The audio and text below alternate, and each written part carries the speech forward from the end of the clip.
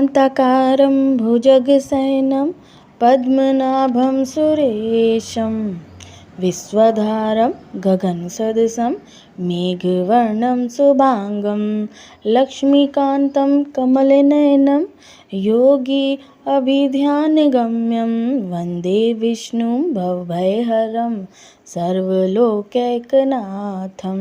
श्री गणेशाय नमः। श्री गुरुभ्यो नमः। श्री गोविंदाय नमः। श्री नारायण बोले। नारद सुदेव शर्मा ब्राह्मण हाथ जोड़कर गदगद स्वर से भक्तवत्सल श्री कृष्ण देव की स्तुति करता हुआ बोला, हे देव, हे देवेश, हे त्रैलोक्य को अभय देने वाले, हे प्रभु आपको नमस्कार है। हे सर्वेश्वर आपको नमस्कार है। मैं आपकी शरण आया हूँ। हे परमेश्वर, हे शरणागत वत्सल मेरी रक्षा करो। हे जगत के समस्त प्राणियों से नमस्कार किए जाने वाले, हे शरण में आए हुए लोगों के भय का नाश करने वाले, आपको नमस्कार है। आप जय के स्वरूप हो, जय के देने वाले हो, जय के मालिक हो, जय के कारण हो, विश्व के आधार हो, विश्व के एक रक्षक हो, दिव्य हो, विश्व के स्थान हो, फलों के बीज हो, फलों के आधार हो, विश्व में स्थित हो, विश्व के कारण हो, फलों के मूल हो, फलों के देने वाले हो, तेजा स्वरूप हो, तेज के दाता हो, सब तेजस्वियों में श्रेष्ठ हो, कृष्ण हृदय अंधकार के नाशक हो, विष्णु व्यापक हो, वासुदेव देवताओं के वास स्थान अथवा वसुदेव के पुत्र हो, दीन वत्सल हो, ऐसे आपको मैं नमस्कार करता हूँ। हे जगत प्रभु, आपकी स्तुति करने में ब्रह्मादि देवता भी समर्थ नहीं है। हे जनार्दन, मैं तो अल्प बुद्धि वाला मंद मनुष्य हूँ, किस तरह स्तुति करने में समर्थ हो सकता हूँ।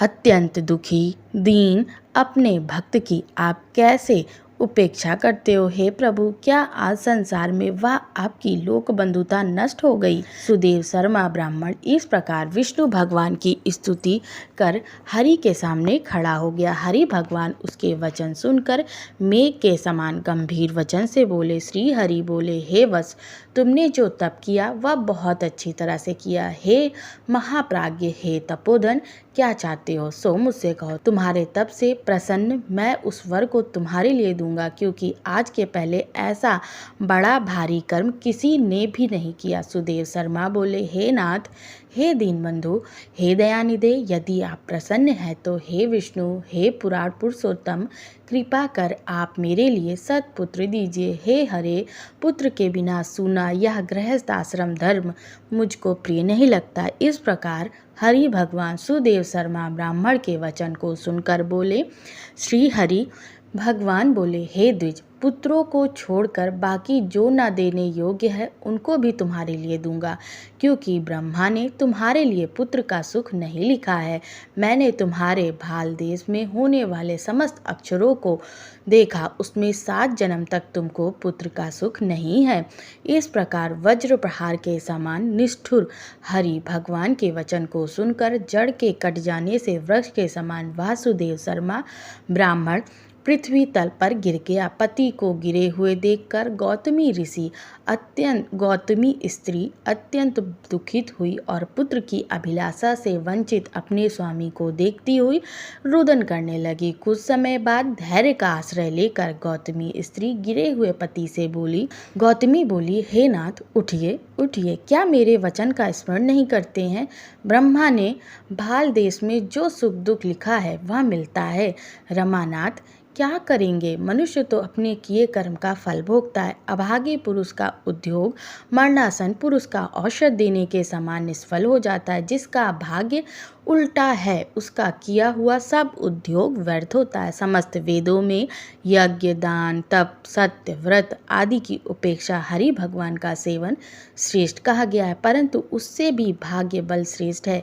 इसलिए सर्वस्व से विश्वास को हटाकर उठिए और शीघ्र दैव का ही आश्रय लीजिए। इसमें हरि का क्या काम है। इस प्रकार उस गौतमी के अत्यंत शोक से युक्त वचन को सुनकर दुख से कांपते हुए गरुड़ जी विष्णु भगवान से बोले। गरुड़ जी बोले, हे हरे, शोक रूपी समुद्र में डूबी हुई ब्राह्मणी को उसी तरह नेत्र से गिरते हुए अश्रुधारा से व्याकुल ब्राह्मण को देखकर, हे दीनबंधु, हे दया सिंधु, हे भक्तों के लिए अभय देने वाले, हे प्रभु, भक्तों के दुख को नहीं सहने वाले, आपकी आज वह दया कहाँ चली गई? अहो, आप वेद और ब्राह्मणों की रक्षा करने वाले साक्षात विष्णु हो।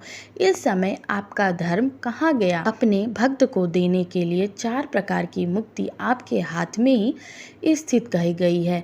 अहो, फिर भी वे आपके भक्त उत्तम भक्ति को छोड़कर चतुर्विध मुक्ति की इच्छा नहीं करते हैं और उनके सामने 8 सिद्धियां दासी के समान स्थित रहती हैं। आपकी आराधना का महात्म्य सब जगह सुना, तब इस ब्राह्मण के पुत्र की इच्छा आज पूर्ण करने में आपको क्या परिश्रम है? हाथी दान करने वाले पुरुष को अंकुश दान करने में क्या परिश्रम है?